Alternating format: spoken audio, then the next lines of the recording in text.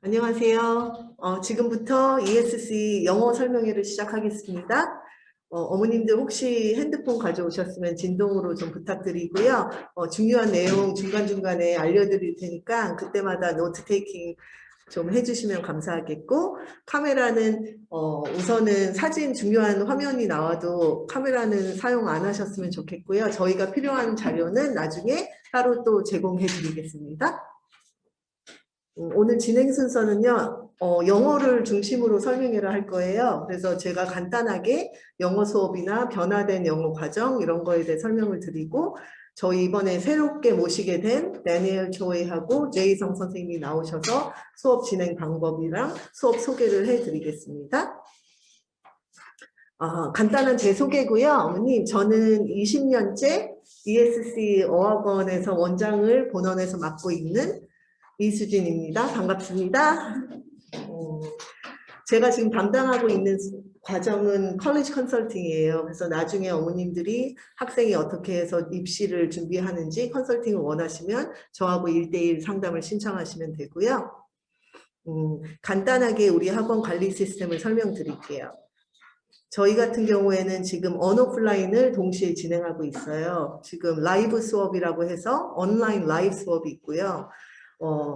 그동안 코로나로 인해 가지고 뭐 학교에서도 하듯이 그냥 일반 온라인 수업이 있고, 오프라인 학원에 와서 수업을 하는 과정이 있고, 그 다음에 아이들하고 1대1 맞춤형으로 해서 개인 과외식으로 해서 하는 수업이 있습니다. 온라인 라이브 수업을 간단히 설명드리자면, 학생들이 사실은 온라인으로만 집에서 하면 집중을 잘 못해요. 뭐 밑에서는 먹고 있고 카메라는 이마만 보이고 있고 이런 상황이라, 저희가 준비한 거는 아이들은 무조건 수업을 온라인으로 해도 학원으로 다 등교를 해야 돼요. 학원에 와서 학원 내에서 화면을 통해서 라이브로 선생님하고 수업을 하는 거고, 수업 후에는 여기 원장님, AJ 원장님 관리하에 아이들이 자습하고 단어를 외웠는지 모르는 부분이 없는지 그런 거를 여기에서 다 해결해 주는 과정이에요. 이 라이브 수업을 제공하게 된 계기는 모든 선생님들이 다 지금 제주도에 오프라인으로 오실 수가 없어요. 저희가 진짜 최고 경력을 가지신 못해도 7년 이상 된 최고 강사진들만 모시게 돼 있거든요. 그래서 저희 선생님들 중에 일부는 오시고, 일부 SAT 같은 경우에는 라이브로 저희 압구정점에서 지금 진행이 되기 때문에 그 선생님 그 시간대에 라이브로 거기서 진행할 때 아이들은 여기서 수업을 듣게 됩니다. 온라인 수업은 저희가 지금 기숙사에 있는 아이들이 있어요. 얘네들이 기숙사에 저녁 8시까지 들어가야 된다고 그러더라고요. 그리고 저녁 시간이 딱 정해져 있어서 이 친구들은 저녁 수업을 못 들어서, 이런 친구들을 위해서는 이제 온라인으로만 수업이 기숙사에서 제공되고, 단 저희는 시스템이 아주 잘 구축되어 있어서 구글 클래스룸을 통해서 아이들이 그날 했던 숙제, 그 다음에 아이들의 숙제 과정을 다 동시에 보여드려요. 그래서 어머님이 아이의 아이디 패스워드를 받으셔서 구글 클래스룸에 들어가면 학생이 쓴 답, 그리고 선생님이 코멘트한 거를 동시에 다 보실 수 있으십니다. 그 다음에 모든 수업이 이게 해당이 돼요. 영어뿐만 아니라 바이오캠, 뭐 statistics, economics. 그 밑에 보시면은 VOD라고 제공되는 조그만 MP 파일이 있으세요. 저희 학원에서는 모든 수업이 다 VOD로 녹화가 됩니다. 그래서 아이가 수업 시간에 뭐 집중을 했는데도 불구하고 이해 못하는 부분들이 있어요. 그러면 그거는 동시에 어머님이 무료로 아이들은 다시 그 수업을 반복해서 청취할 수 있도록 아이들한테 다시 제공이 돼요. 이거는 저희 SAT 샘플인데요. 많은 학원들이 사실 OMR 시스템을 써요. 왜냐하면 시험 자체가 이렇게 돼 있어서 아이들은 주관식, 객관식 문제 A, B, C, D 중에서 체크를 하게 돼 있는데, 이 패시지의 장르별로 아이들이 취약점들이 있어요. 근데 타 학원들은 이 섹션이 없는 학원이 많아요. 이 장르가 왜 중요하냐면 반복해서 아이가 똑같은 걸 틀리는 가능성이 상당히 많거든요. 그러니까 어떤 아이는 미국사를, NLCS 다니는 아이들은 사실 미국 역사를 배울 이유가 없거든요. 그래서 이 학생들은 미국사를 전혀 모르니 그쪽 패시지가 나왔을 때 헤매게 돼요. 그래서 그 섹션이 많이 틀린 아이들은 숙제로 따로 아이한테 개별적으로 그 섹션만 따로 제공을 해드릴 수 있어요. 그래서 이 분석표가 상당히 중요해요, 저희 학원에서. 두 번째로 보시는 거는 어떤 문제를 많이 틀렸는지. 내 아이는 도대체 얘만 틀린 건지 아니면 모든 아이들이 어려워하는 문제인지 이게 상당히 더 중요하거든요. 그래서 아이들이 뭐 10명 중에 9명이 틀린 문제면은 그럼 좀 어려웠나 보다 할 수 있는데 다 맞았는데 내 아이만 틀렸어. 그러면은 이제 아이가 조금 그쪽 부분에 대해서 취약점이라고 보고 그쪽을 상당히 중요시 우리는 이제 검토하게 되죠. 이거 같은 경우에도 역시 라이팅 섹션, 문법도 아이들이 뭐 주어, 동사, 일치 뭐 이런 거를 잘 모르는 경우가 많고 메인 아이디어 찾는 거 이런 거에 대해서 저희가 체크를 해서 보게 됩니다. 지금 오신 어머님들 학년은 다양하셔서 제가 이 말씀을 꼭 하고 지나가야 되는 게 지금 조금 어머님들이 오해하시는 부분이 SAT2가 전면 폐지된 거예요. SAT1하고 ACT는 그대로 의무화가 되어 있습니다. 문제는 지금 11학년 학생인데요. 11학년 같은 경우에는 지금 현재 SAT가 내년에 풀리는 대학이 있고 SAT를 무조건 면제해 준 데가 있고 SAT를 봐야 되는 대학들이 있어요. 그래서 우선 지금으로서는 무조건 SAT1 또는 ACT를 보는 게 상당히 중요해졌고요. 9학년 아이들 같은 경우에는 당연히 그때 되면 이제 의무화가 되겠죠, 다시. 왜냐면 수능처럼 그거는 우리 일반 영어 시험이에요. 그게 폐지될 가능성은 0%예요. 그래서 그거는 지금부터 기초를 탄탄하게 해서 쌓아주시는 게 좋을 것 같고요. SAT는 아예 폐지됐습니다. 다양한 방법으로 아이가 글을 잘 쓰는지 못 쓰는지는 볼 수 있는 방법이 학교 GPA를 통해서도 가능하기 때문에 대학 측에서는 이게 이제 사실 비용 투자가 많이 들어가요. 왜냐면은 에세이라는 거는 선생님이 직접 채점을 해야 되기 때문에 그 비용을 줄이기 위해서 없앤 게 아닌가라는 게 제 추측입니다. 네. 그러면 이런 SAT2가 폐지됐으면 이제 9학년부터 10학년 아이들은 무슨 준비를 해야 될까요? 저희는 이제 4가지로 나눴는데요. 제일 중요한 건 그럼 내신 반영률이 훨씬 높아지겠죠. SAT2가 원래는 내신을 체크해가지고 아이가 1년 동안 이 과목을 잘 소화했는지를 확인하는 건데 그게 없어짐으로써 GPA 내신 관리가 상당히 중요해져요. 그러면 어머님들이 그 전에는 학원에 시험 대비반을 위해서 오셨지만 앞으로는 이제 GPA를 관리를 위해서 와야 되기 때문에 저희도 힘들고 아이들도 조금 힘들어졌어요. 선생님들은 시험 대비라는 거는 벌써 만들어진 문제들을 가지고 선생님들이 강의를 하게 되시는데 지금 같은 경우에는 GPA는 아이한테 맞춤형으로 부족한 부분을 파악해가지고 해서 소그룹으로 저희는 GPA반이 진행됩니다. AP 시험을 많이 보는 게 유리하다고 어떤 어머님이 저희 아이는 그러면 민사고 다니는데 뭐 8개를 봐야 되냐. 기본적으로 애들이 막 7개, 8개를 보더라. 시험을 보는 게 중요한 게 아니에요. 시험 자체의 개수보다는 학교에서 그 수업을 수강하고 있는지 심화된 과정을 학교에서 듣고 있는지가 상당히 중요해요. 그래서 아이가 만약에 전공이 이과 쪽이다. 그래서 뭐 바이오캠을 한다 그러면 당연히 AP 바이오하고 AP 케미스트리, 그 다음에 AP calculus 이렇게 3가지 과목을 듣는 게 중요하겠죠. 그리고 그거를 잘 소화했는지 보는 게 5월 달에 1년에 한 번 있는 AP 시험입니다. 그냥 AP 시험만 잘 보고 학교에서는 그 수업을 안 듣는 거는 솔직히 무의미해요.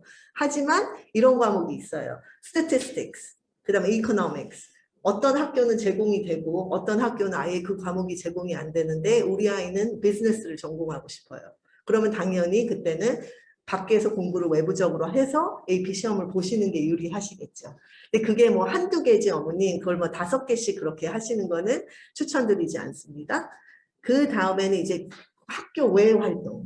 내가 하고 싶은 전공이 있으면 그 과목과 관련된 리서치를 하든가 캠프를 가든가. 요즘에 올해 같은 경우는 코로나라 솔직히 이렇게 표현하면 좀 안 되지만 모든 뭐 100명 중에 한 90명이 리서치 페이퍼를 했어요. 그러니까 이 리서치 페이퍼를 한 것도 내 아이만 특별하게 해야지 도움이 되는 거고 전공과 관련되고 페이퍼를 쓴 게 중요한 게 아니라 이 페이퍼가 어제 채택돼 가지고 출판이 되는 것까지가 이루어져야 됩니다. 그래서 몇몇 학원들이나 유학원들이 이제 우리 아이들 리서치 페이퍼 도와줘요 이렇게 말을 하지만 그 리서치 페이퍼는 쓴 게 아무 의미가 없어요. 리서치 페이퍼 자체를 제출할 수는 없거든요.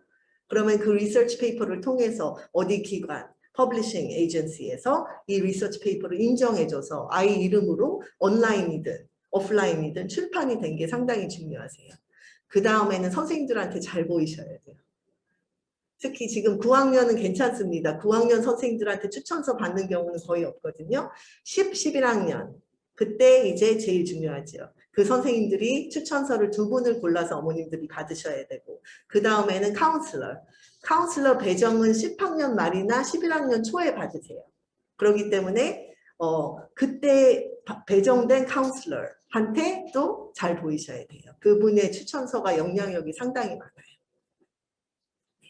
아까 얘기한 거를 GPA 내신을 위해서 저희 학원에서 간단하게 제공하는 프로그램이 2가지가 있는데, 이 에세이 검토 프로그램이라는 게 있어요. 이거는 아이들이 1대1로 에세이를 저희한테 보내주면 저희가 첨삭을 해서 아이한테 돌려주는 프로그램이에요. 이거는 어머님들이 온라인으로 저희 웹사이트 들어가시면 자세한 설명 보실 수 있으니까 참고하시면 되고요.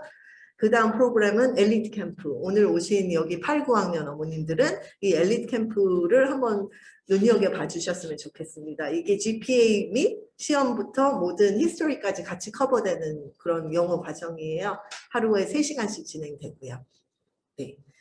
이거는 샘플 성적표입니다. 지금 NLC에서 어머님도 오셨고, 지금 BHA, 그 다음에 SJA, KIS가 계신데, NLCS 같은 경우에 보시면은 1년에 한 번 성적이 나와요. 1학기, 2학기가 있어도 그거를 합쳐가지고 평균 점수로 7점 만점에서 이렇게 나오게 돼 있거든요. 이거는 제가 작년에 지금 컨설팅한 아이 제자의 이제 성적표인데 엄청 좋죠. 거의 다 7을 받았는데 딱 눈여겨보실 게 영어예요. 이 NLCS는 단점이 영어 선생님들이 상당히 까다로워요. 그래서 랭귀지 렛을 하는 것도 엄청 힘든데 선생님들이 너는 원어민이 아니지 않냐, 미국인이 아닌데 내가 7을 줄 순 없지, 이런 사고를 가진 분들이 종종 있으셔서 그거는 엄청 노력을 했는데도 불구하고 점수를 잘 안 주시는 경우가 많아요. 그래서 지금 Internal Assessment Test라고 해서 지금 현재는 IB 시험이 5월에 진행되지 않기 때문에 학교에서 선생님이 주는 성적으로 대학에 보내지게 돼 있어요. 그래서 이런 학생들은 상당히 불리했었어요, 올해. 왜냐면 선생님한테 찍히던가 이쁨을 못 받는데 아이 영어 실력은 사실 7점이었거든요.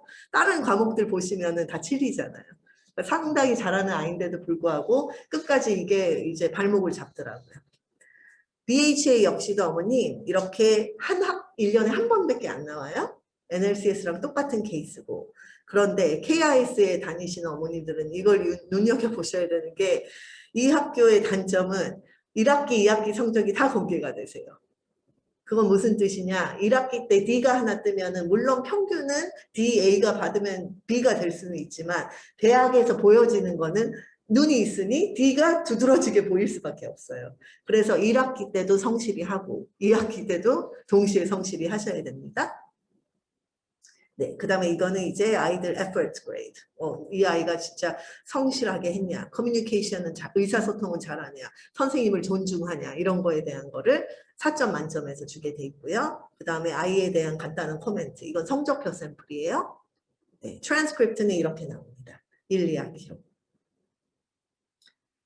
그 다음에 아까 말씀드린 AP, 이건 아까 설명을 드려서 지나가겠습니다. 그 다음에 활동. 저희 학원에 1대1 상담을 신청하시면 저희가 스케줄링을 해드려요. 그래서 이 스케줄표는 샘플이에요. 그러니까 주로 아이들이 9학년 때 제일 많이 듣는 과목, 10학년 때, 그 방학 때 활동을 몇 가지를 하는 게 중요한지, 그 다음에 이제 썸머에는 무슨 준비를 하는 게 중요한지. 그래서 어머님들이 1대1 면담을 신청하시면 저희가 스케줄링 표를 통해서 아이들마다 맞춤식으로 이제 상담을 해드리게 돼 있습니다. 많은 신청 바랍니다. 영어 프로그램이 저희가 간단하게 한 그래프로 지금 설명을 드리는데 5학년에서 7학년에서 과정을 넘어서 엘리트 캠프로 넘어가서 SAT 입문반으로 가서 이제 SAT로 가는 그런 과정이에요. 그래서 어머님이 이 스케줄을 보시고 우리 학생이 해당하는 학년에 맞는 영어 프로그램을 보시면 됩니다. 저희가 색깔이 엄청 화려해요. 어머님들이 이게 뭔 뜻이니 하는데 NLCS하고 저희가 IB 학교하고 AP 학교하고 색을 나눠가지고 지금 스케줄을 해드린 거예요. 초록색은 AP 학교고요. 어머님이 보시는 이제 그 약간 그린 노란색 비슷한 색은 NLCS하고 BHA. 입니다. 그래서 저희는 GPA 관리가 학교마다 그 선행이 달라요. 그래서 학교에 맞춰가지고 또 어떤 학교는 같은 뭐 바이올로지인데 선생님이 2명인데 진도가 좀 다르거든요. 그래서 그거에 맞춰서 다 수업이 각각 나눠져 있어요. 그래서 인원이 2명에서 3명까지는 저희가 무조건 오픈해드리니까 참고하셔서 신청하시면 되고요. 이거는 저학년, 오늘은 저학년 설명회를 안 하기 때문에 지나가겠습니다. 혹시 동생이 있으면은 온라인으로 블로그를 통해서 이제 시간표 보시면 되고요.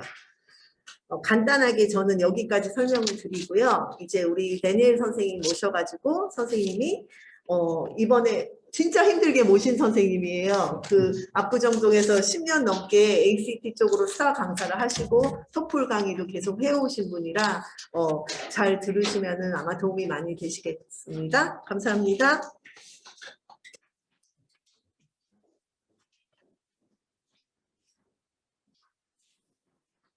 안녕하세요. 저는 리딩 담당 다니엘 최입니다. 네. 그래서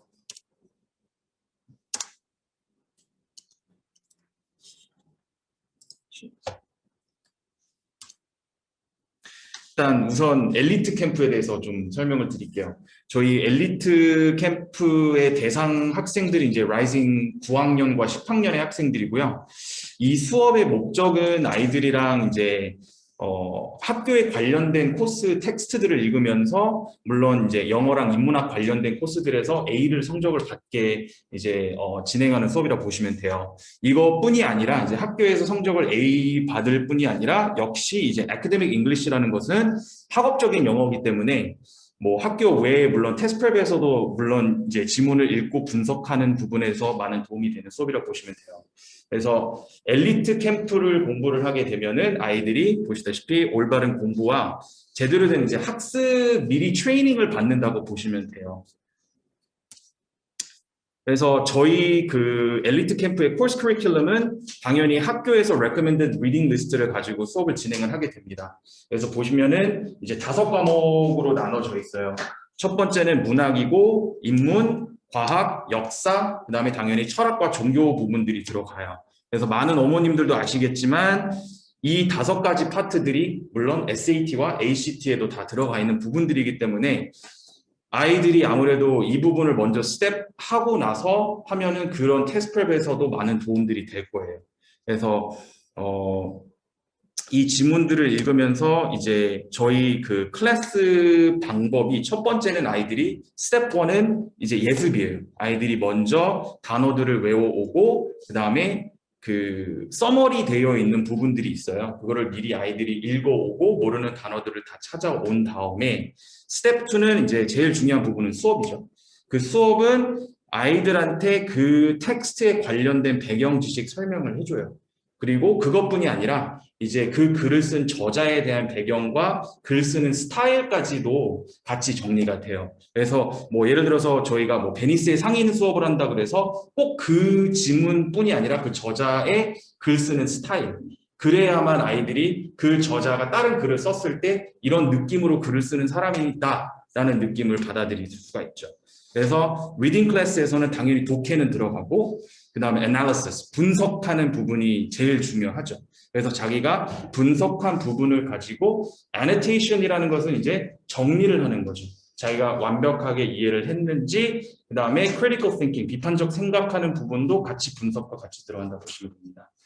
그래서 스텝 3, 마지막 단계는 아이들이 복습과 학습이에요. 그날 배운 것을 정리를 해서 이제 제출을 하게 돼요. 물론 저도 퀴즈 노트를 해가지고 아이들한테 받아서 첨삭을 해서 돌려주고 부족한 부분들은 피드백을 주고 필요하면 상담까지도 같이 진행이 됩니다.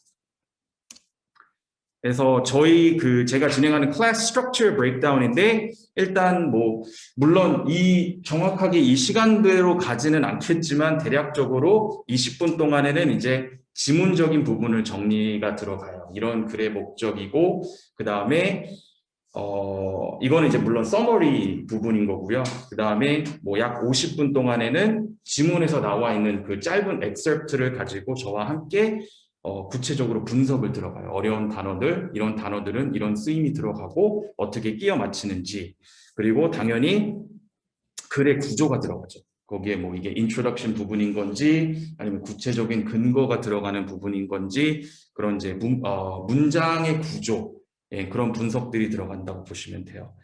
그리고 그 남은 20분 동안에는 아이들이 이제 자기가 읽은 내용으로 통해서 거기 숨겨져 있는 메시지들을 제대로 파악을 했는지, 그거를 다른 캐릭터들과 배경으로 인해서 내용을 완벽하게 파악을 했는지 확인하는 단계가 들어간다고 보시면 돼요. 그거는 물론 퀴즈와 피드백으로 들어간다고 보시면 됩니다. 숙제는 사실 이제 저학년 아이들이다 보니까 잘 안 해와요. 그래서 이거를 아이들한테 부담을 좀 덜 주기 위해서 이제 숙제는 많지는 않습니다. 그냥 지문을 미리 나갈 부분을 읽어와야만 수업 시간에 이제 읽는 시간을 줄이고 설명하는 시간들이 많이 들어간다고 보시면 돼요. 그래서 단 숙제는 이제 그 날에 나갈 진도를 미리 읽어오고, 그리고 물론 단어들도 외워오면 됩니다.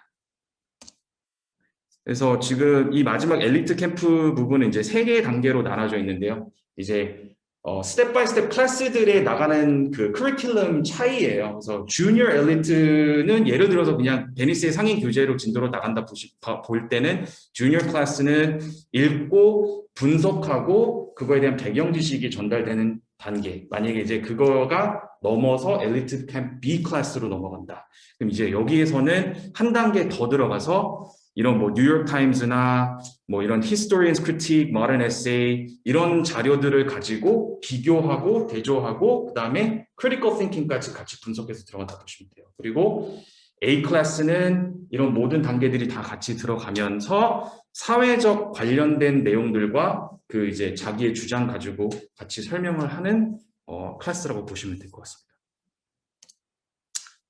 엘리트 캠프 부분은 여기까지고요. 그다음에 ACT 부분에 대해서 좀 설명을 드리겠습니다.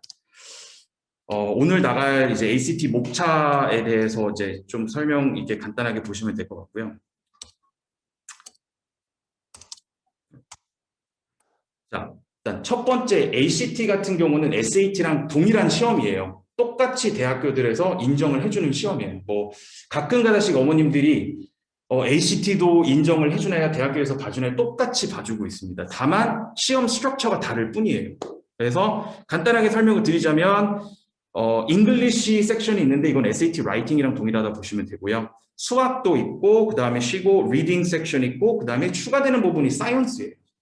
근데 이 사이언스가 사실은 아주 어려운 과학 그런적인 내용이 아니고 다만 이제 학교에서 한 9학년, 10학년 정도에 되는 기본적인 사이언스 공부를 했으면 크게 어려워하는 사이언스 섹션이 아니라고 보시면 돼요. 다만 그래프하고 테이블들만 어느 정도 보고 그걸로 응용해서 문제만 푸는 능력만 습득하면 쉽게 문제를 풀 수 있는 섹션이라고 보시면 됩니다. 그리고 점수대는 SAT는 1600점 만점이지만 ACT는 이제 36점 만점으로 각각 4개 섹션, English, Math, Reading, Science로 해서 그거를 평균화해가지고 컴포지트 점수 만점이 36점이에요. 그리고 아주 매력적인 ACT가 뭐가 있냐면 예를 들어서 33.5가 나왔어요. 그러면은 그거를 반올림해서 34점이 돼요. 네, 그런 플러스가 있다고 보시면 됩니다. 그래서 리딩 포맷은 내용들이 많아서 그냥 아주 심플하게 설명을 드리자면 ACT는 지문이 4개 있어요. 그래서 그 순서대로 그대로 나옵니다. 소설이 나오고 사회 나오고 인문학 나오고 자연과학 나와요.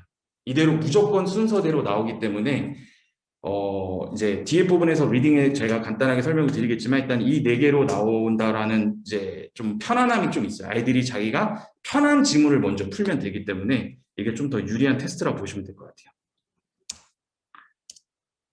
잉글리시 섹션은 이제 쉽게 보시면 문법 섹션이에요. 여기 부분은 총 75문항이 나오게 돼요. 그래서 위에 나온 총 40 question들은 이제 기본적인 문법들이라고 보시면 돼요. 컴마, 펑츄에이션, 뭐 동사, 대명사 이런 것들 나오지만 나머지 35문장들은 문법이라는 것보다는 문장의 구조예요. 어떤 문장을 끼워 넣는 게 가장 적절한지, 더 좋은지, 어떤 문장을 빼야 되는지, 예, 그리고 어떤 한 단어를 넣어야 이 단어가 조금 더 매끄럽게 들어가는지 그런 스타일대로 문제들이 나오기 때문에 아이들이 크게 어려워하진 않습니다.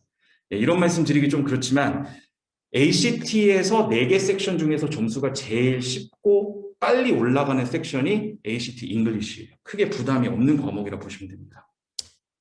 그래서 어머님들이 또 제가 많은 상담을 진행해 왔지만 ACT와 SAT 점수를 꼭 비교를 해서 많이들 여쭤보셔가지고 제가 이렇게 컨버전 테이블을 좀 보여드렸어요.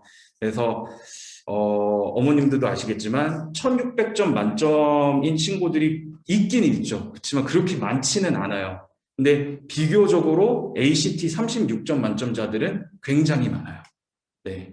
그래서 점수 이렇게 비교를 해서 보시면 될 것 같아요. 그러니까 제가 학부모님들을 상담을 할 때 애들이 레벨 테스트를 보고 가장 점수대가 많이 나오는 친구들이 약 1350에서 1480 레인지라고 보시면 돼요. 그러면은 그게 점수가 약 뭐 27점에서 33점 정도 ACT로 나오게 되는 스코어 레인지라고 보는데 1480에서 1560, 뭐 1600점대로 올리는 것보다는 32점에서 36점으로 올리는 게 더 단시간으로 뺄 수 있는 시험이라 보시면 돼요. 그렇게 많이 제가 학생들을 지도해 와서 확신을 할 수 있습니다. 네. 이거는 조금 작아요. 그냥 어머님들 보시라고 이제 ACT를 워낙 잘 모르시는 어머님들이 많아서 제가 이렇게 심플하게 좀 작지만 올려놨는데 탑 50 컬리지들이 요구하는 ACT 점수 레인지예요. 그래서 뭐 첫 번째는 프린스턴 유니버시티는 35점, 하버드 35점, 콜럼비아 35점 이런 식으로 나와 있어요. 그래서 다 ACT 스코어를 college acceptance에 본다고 보시면 될 것 같습니다. 그래서 또 ACT가 우리 아이한테 좋을지 SAT가 좋을지 이거는 물론 아이들에 따라서 다 달라요.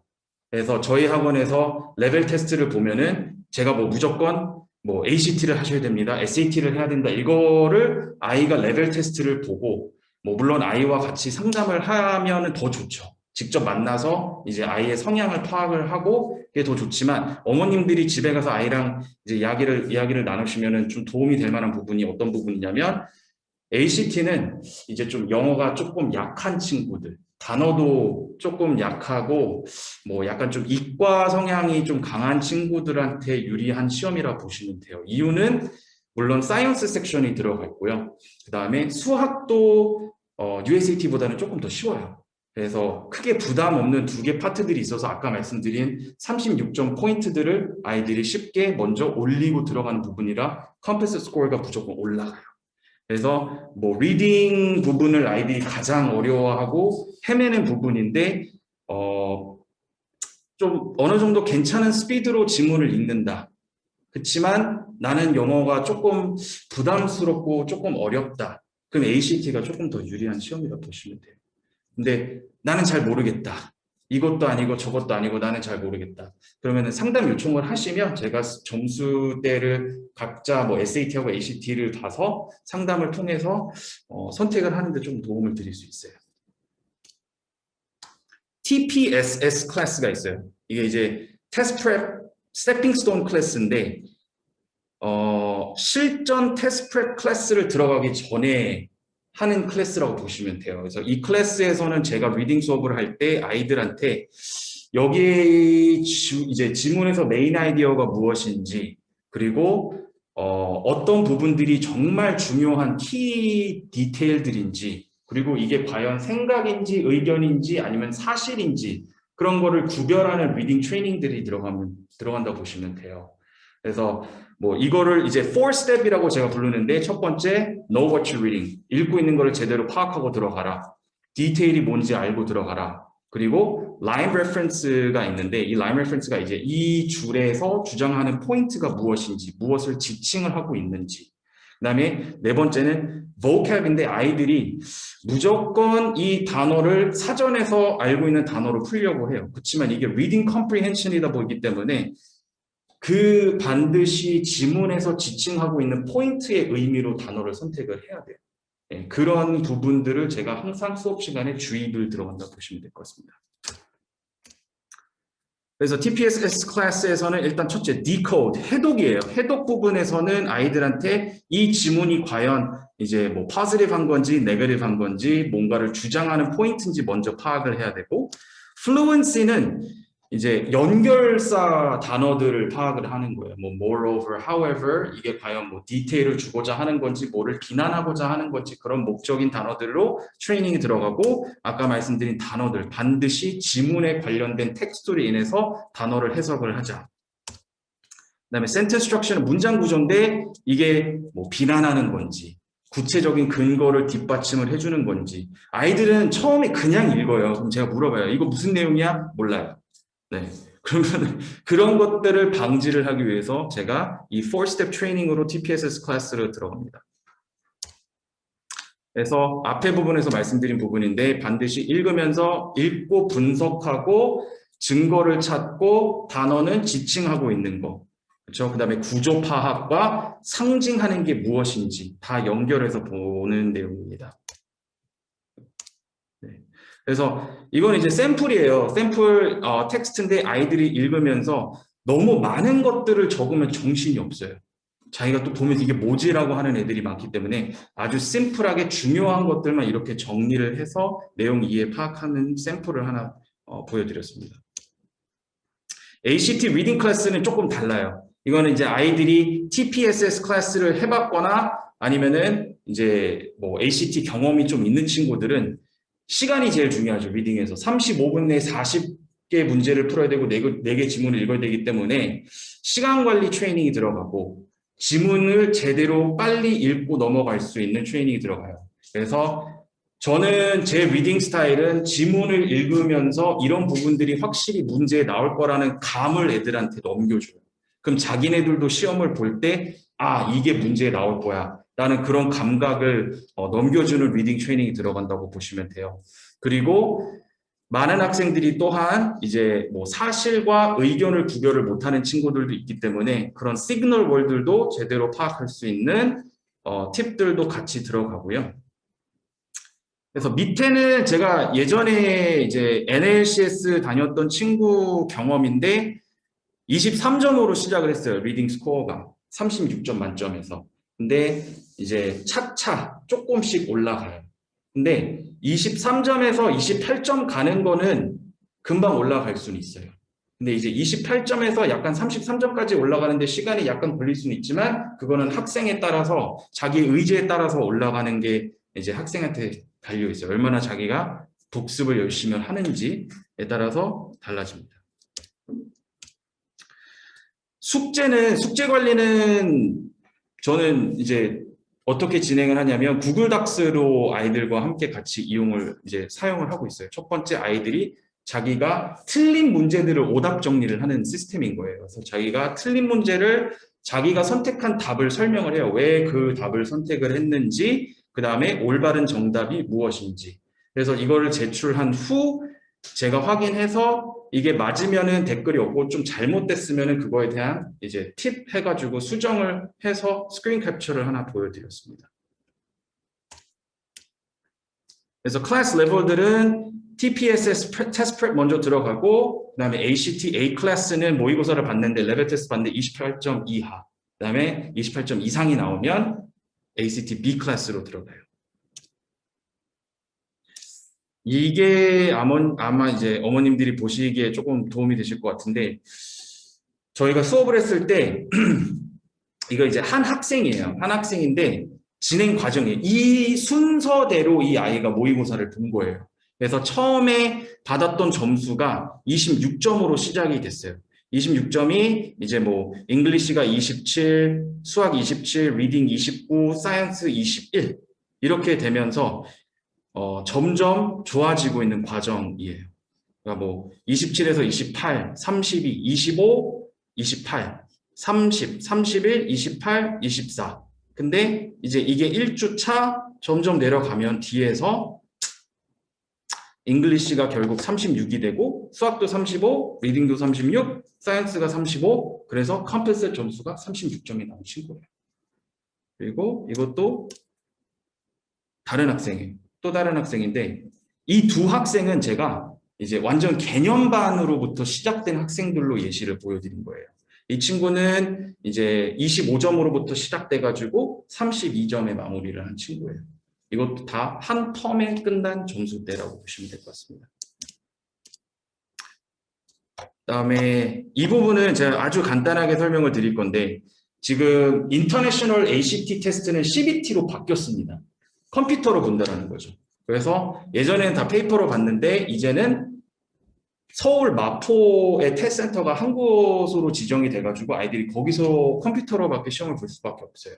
그래서 저희가 CBT 프로그램을 개발을 해서 가장 실전과 똑같이 만들어서 아이들을 시험을 진행을 하고 있어요. 그래서 이 시험은 아이들이 인터넷 브라우저로 해서 저희 창 그 주소 쳐가지고 들어가서 저희가 물론 회원가입 시켜주고 이제 테스트를 공유를 하면은 아이가 집에서도 볼 수 있고 학원에 와서도 볼 수 있고 다 똑같이 진행이 될 수 있어요.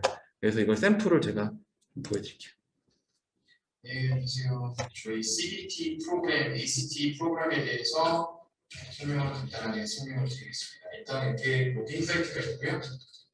학생들 아이디어 기본은 저희가 직접 만들어서 제공을 하게 되고요. 지금 저희가 이제 이렇게 문제 세트를 제공을 해주면 학생들이 시험 보기를 누르게 됩니다. 그래서 여기 화면에 보이시다시피 왼쪽에 English 섹션인데요. 퀘스천 타입이 있고 오른쪽에 퀘스천. 그래서 답은 뭐 A다, B다, C다 뭐 이렇게 대답을 하시면 대답하면 되고 자기가 동영상이 좀 길어서 여기까지만 설명을 드리는데 중요한 것은 이거예요. 그러니까 ACT 학원들이 몇 군데도 더 있어요. 저희 외에. 그렇지만 그 학원들 중에서 이제 이런 CBT 프로그램이 없거나 아니면 지금 보이시다시피 이제 저희는 이게 지금 다 텍스트로 입력이 됐지만 그 학원들이 이제 스캔본이 들어갔어요.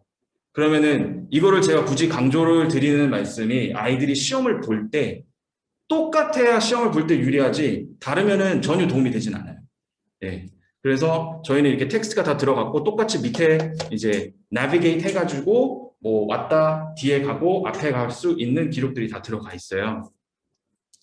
그래서 각각 부분들이 뭐 English, 그다음에 Math도 똑같이 들어가 있고 Reading도 들어가 있고요. 그다음에 Science도 똑같이 이런 그래프랑 테이블들이 다 들어가 있어요. 네. 그래서 그것도 이제 아이들이 시험을 보기 전에 뭐 페이퍼로 보는 거랑 이제 CBT랑 보는 거랑 많이 달라요. 페이퍼는 이제 막 필기도 할 수 있고 표시도 할 수 있고 하지만 CBT는 그런 게 다 안 되기 때문에 이런 걸로 충분한 연습을 하고 들어가는 게 아이들한테 많은 도움이 된다고 보시면 돼요. 그래서 한 가지 마지막으로 말씀을 드리자면 이제 SAT 테스트가 이제 3월 달에 있잖아요. 그래서 뭐 물론 아까 제가 점수 때도 보여드렸지만 SAT로 인해서 점수가 안 나오면 제가 봤을 때는 SAT랑은 안 맞는 학생일 수도 있어요. 그러니까 막 깊이 있게 배경 지식도 없고 그다음에 분석하는 능력도 약간 좀 딸리고 그러면 ACT로 시험이 이제 4월 달도 있고 6월, 7월, 9월, 10월 그다음에 12월 달이 있어요. 그래서 만약에 3월 달에 좀 안 나오고 기대했던 것보다 좀 되지 않을 것 같다. 그러면은 아예 단기간으로 준비를 해서 여름에 준비를 해가지고 가능한 뭐 6월이나 7월 아니면 그때 조금 더 연습을 하고 9월 테스트로 대비를 해서 보는 게 조금 도움이 되지 않을까.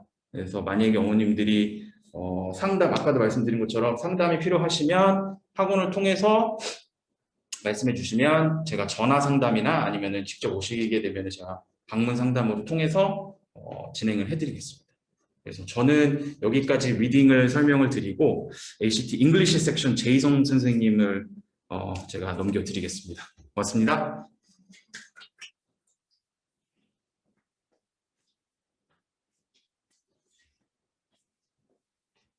안녕하세요. 잉글리시하고 라이팅 담당하고 있는 제이입니다. 저는 좀 짧게 가도록 하겠습니다. 이미 시간이 많이 지나가지고요. 일단 TPSS 클래스 그래머에 대해서 말씀을 드리면요. ACT 잉글리시하고 SAT 라이팅에서 이제 필수인 부분입니다. 이 ACT나 SAT에서 그 SAT 라이팅이나 ACT 잉글리시에서 다루고 있는 그 문법들은 아주 다양하진 않아요. 그 SAT나 ACT 시험들 자체가 그 미국 고등학생들이 글을 썼을 때 나오는 공통적인 그래머 에러들을 다루고 있습니다. 그래서 이 TPSS 클래스도 지금 6회를 잡고 있잖아요. 그래서 제가 10년 넘게 학생들을 가르치면서 봐왔던 가장 약한 부분들, 동사 시제라든가 관계대명사라든가 아니면은 저기 modifier 수식어들이라든가 그런 중점적으로 그 한국 학생들이 약하게 느끼는 부분 6가지를 잡아서 수업을 할 예정입니다. 그래서 그거를 바탕으로 들어오면은 나중에 SAT가 됐건 ACT가 됐건 준비하기는 좀 쉬울 거예요. 근데 이게 그렇지 않으면 사실 한국에 있는 그 일반 학원들 가면은 문법만 뭐 몇 달씩 진행을 하잖아요. 근데 그렇게까지는 필요는 없습니다. 그래서 TPSS에서는 시험을 보기 위해서 가장 필요한 부분들만 잡겠다. 일단 여기까지만 말씀을 드릴게요. 이제 ACT 잉글리시에 대해서 좀 말씀을 드릴 텐데, 이제 뭐 75문제 있고 시간 같은 건 이제 대니얼 선생님이 말씀을 해주셨으니까요. 제가 하는 이 ACT 잉글리시 수업이 다른 그 수업들하고 가장 큰 차이점은 뭐냐면은 미국식 사고를 바탕으로 시험 문제에 접근한다는 겁니다. 이게 왜 중요하냐면요. ACT 잉글리시 같은 경우는 What is the correct answer? 정답이 뭐냐를 묻는 것이 아니라 What is the best answer라고 질문이 나와요. 그게 왜 그러냐면은 선택지 4개 중에 보면은 문법적으로 3개, 4개 다 문법적으로 문제가 없습니다. 그러니까 학생들이 단순히 문법적으로 접근을 하면은 이거를 뭐를 골라야 되지? 잘 모르거든요. 그래서 저는 학생들하고 제일 처음에 시작할 때 잡고 시작하는 것이 미국식 사고방식으로 접근을 해야 된다. 그 미국식 사고방식이라는 거는 경제적으로 접근하는 방법, 그 다음에 똑똑한 사람들이 추구하는 방법이 무엇인지를 먼저 알고 진행을 해야 된다라고 잡고 시작을 합니다. 이게 왜 중요하냐면은 가끔가다 다른 학원에서 수업을 하다가 저희 수업으로 넘어오는 학생들이 이런 질문들을 해요. 선생님, 이거는 답이 왜 이렇게 되죠? 이거 A도 답이고 B도 답인 것 같은데 설명 좀 해주세요 했을 때 너 먼저 있던 학원에서 선생님이 뭐라고 얘기해? 그럼 선생님이 이거 딱 봐도 답이죠. 이렇게 설명을 하고 넘어간다고 합니다. 선생님들도 모르는 경우들이 종종 나와요. 근데 저 같은 경우는 학생들한테 이러이러한 이유로 이게 제일 좋아라고 했을 때 학생들이 아 그렇군요 라고 넘어갑니다. 그 원칙을 알아야지 조금 더 쉽게 풀 수가 있어요. 두 번째, 아까 다니엘 선생님도 잠깐 언급하시기도 하셨는데 ACT 시험 문제 잉글리시를 보면은 문장 단위가 있고요. 문단 단위 있고 지문 단위의 문제들이 나옵니다. 이 문장 단위라는 거는 기본적인 그 문법 문제들이 많이 나오고요. 단어 같은 것도 나오는데 문단에 대한 것들이 나오면 학생들이 좀 어려워해요. 근데 이게 unity and coherence, 일관성과 연관성이라는 개념을 정확하게 이해를 하면 쉽게 풀립니다. 근데 많은 선생님들이 이 일관성과 연관성에 대해서 좀 쉽게 넘어가는 부분들이 있어요. 그래서 한국 학생들이 전통적으로 어려워하는 문제들이 뭐가 있냐면은 어떤 새로운 문장을 주고 이거를 어디에다 갖다 넣어야 되느냐 이런 문제들이 나오거나 이러한 문장들이 글 속에서 필요하냐 필요 없냐 약간 논리적으로 접근을 하는데 그게 유니티와 coherence, 일관성과 연관성이라는 걸 이해를 하면 되게 쉽게 풀리거든요. 그래서 그런 기초적인 것들을 잡아 나가면서 학생들과 그 문제들을 좀 해결을 하려고 합니다. 그 다음에 이제 그 문제들을 다 푼 다음에 그 다니엘 선생님과 같이 저 같은 경우도 이제 구글 답으로 학생들한테 오답 노트를 만들려고 그래요. 그래서 자기들의 실수들을 줄여나가는 것이 가장 중요합니다. 저 같은 경우는 오답 노트를 좀 효율적으로 작성하는 걸 원합니다. 문제를 다시 다 쓰고 이런 거는 필요 없고 내가 약한 문제 유형이 무엇인지를 알아야 되고요. 그 다음에 왜 틀리는지를 정확하게 알고 본인들이 정확하게 모를 경우에 그 부분을 집중적으로 공부하자 이렇게 얘기를 합니다. 그랬을 때 저랑 했던 학생들이 지난 여름에도 어떤 여학생이 와서 그랬었거든요. ACT 잉글리시가 자기는 제일 어렵다. 다른 거에 비해서 문법을 많이 공부를 안 했더니 제일 어렵다라고 얘기했는데 실제 시험장 가서 저희랑 저랑 한 달 반 정도 공부하고 가서 ACT 잉글리시는 35점 나옵니다. 그러니까 1점 정도는 단어들 문제들 때문에 틀리게 되거든요. 그래서 저는 학생들이 와서 저한테 선생님 저 잉글리시 34 받았어요. 그럼 한 대씩 때려줍니다. 34 갖고 만족을 한다고? 35나 36이 나와야지. 그래서 그 ACT 잉글리시는 원리를 알고 접근하면 그렇게 어려운 점수는 아니에요. 이제 어머니들께서 궁금하신 것들 중에 하나가 ACT 사이언스입니다. 왜 그러냐면 이제 다른 학원 가면은 사이언스 전문 선생님들이 ACT 사이언스도 가르쳐 주시고 그러거든요. 근데 저희 같은 경우는 제가 ACT 사이언스를 같이 가르치니까 부모님들께서 잉글리시 선생님이 사이언스를 해주셔도 돼요? 이렇게 말씀하시거든요. 근데 그 다니엘 선생님이 말씀하신 것처럼요, ACT 사이언스는 과학적인 지식을 많이 요구하지 않습니다. 그 9학년, 10학년 정도의 과학, 기본적인 과학들 내용들만 알고 있으면 되고요. 최근에 가끔 가다가 그 캠이나 바이오 쪽에서 학교에서 배운 내용들이 나올 때가 있어요. 그래서 캠이나 바이오 배경 지식이 없으면 조금 어려워하는 학생들이 있긴 한데요. 그것도 한 문제에서 두 문제입니다. 그러니까 35, 36 받는 데 있어서 크게 지장이 있지는 않아요. 그러면 대부분이 뭐냐면은 문제 푸는 요령입니다. 학생들이 문제 푸는 요령을 몰라서 이게 과학이니까 나는 사이언스 잘 못해 이런 학생들이 있어요. 특히 예체능인 학생들이 나는 사이언스 못해 이런 경우들이 있거든요. 근데 문제 푸는 방법만 알면은 사이언스도 33, 34, 그 예체능인 학생들도 33, 34 받는 거 어렵지 않습니다. 그러니까 지난 여름에 그 음악 전공하는 여학생인데 사이언스를 제가 풀 수 있을까요? 라고 얘기하고 시작을 했었거든요. 근데 문제 푸는 방법 요령을 정확하게 알고 나오니까 그 여학생 같은 경우도 사이언스가 34점까지는 올라왔습니다. 그러니까 예체능이 아니라 뭐 문과나 이과 쪽에서 사이언스에 조금 더 많이 배경 지식이 있는 학생들 같은 경우는 35, 36 받는 거 그렇게 어렵진 않아요. 그 심지어 작년 여름에 제가 가르쳤던 학생은 SAT를 하다 ACT로 넘어와서 사이언스를 처음에 어떻게 할 줄 몰랐는데 한 2주 만에 그 36점 나온 학생들도 있습니다. 그러니까 사이언스에 대해서 부담을 느끼실 필요는 없어요. 그 사이언스는 순수하게 그래프나 차트나 테이블을 보면서 추론하는 문제들입니다. 그래서 그 테이블을 보면서 이 숫자들의 변화가 무엇인지 이게 증감을 하는 그 차트인지 이런 것들을 묻는 문제고요. 그 다음에 어떤 차트들을 주고 우리들이 뭔가를 추론할 수 있느냐 그럴 때 이거는 충분히 추론을 할 수 있는 데이터가 없다라는 것들을 알고만 있으면 답을 고르는데 그렇게 어렵진 않습니다. 그래서 어머니들이 그 걱정하시는 것보다 ACT 사이언스는 어렵진 않아요. 그래서 그 다시 한번 말씀드리고 싶은 거는 ACT는 학생들이 학교에서 수업하는 것을 차분하게 따라올 수 있는 너무 덤벙대지 않는 학생들이 그 문제를 풀면은 ACT 잉글리시나 사이언스는 점수 올리는 거 그렇게 어렵게 생각 안 하셔도 될 것 같습니다. 너무 시간이 많이 가세요. 일단 저는 여기까지 하고요. 혹시 뭐 궁금한 거 있으시면 나중에 다시 저한테 문의 주시면 제가 상담해 드리도록 하겠습니다. 그럼 이제 그 다시 한번 그 원장님 모시도록 하겠습니다. 감사합니다. 이제 마무리하겠습니다. 저희 지금 오늘은 영어 설명회만 했어요. 지난번에 영어 교과 같이 하니까 거의 막 1시간 40분 걸리니까 너무 지루하고 너무 길어져서 우선 이 선생님들 프로필하고 선생님들 지난번에 한 설명회 동영상은 저희 홈페이지 들어가시면은 하나씩 다 개별적으로 돼 있으세요. 그래서 우리 Physics, Math 라이언 권 선생님, 그 다음에 Chemistry Fred 선생님, 이분들은 전부 다 여기에 다 머무시는 분들이세요. 그래서 어제 다 들어오셨고요. 지금 집 이사하셨고 이제 이번 주말부터 수업은 진행됩니다. 그리고 서용성 선생님만 특강 때만 오프라인으로 오시고요. 지금은 온라인으로 라이브로 수업 진행될 예정입니다. 어머님들 보시면 상담 신청서 있으세요. 혹시 상담 필요하시면 개별 상담 신청하시면 저희가 별도로 전화 드려서 이제 개인적으로 상담 날짜 잡겠습니다.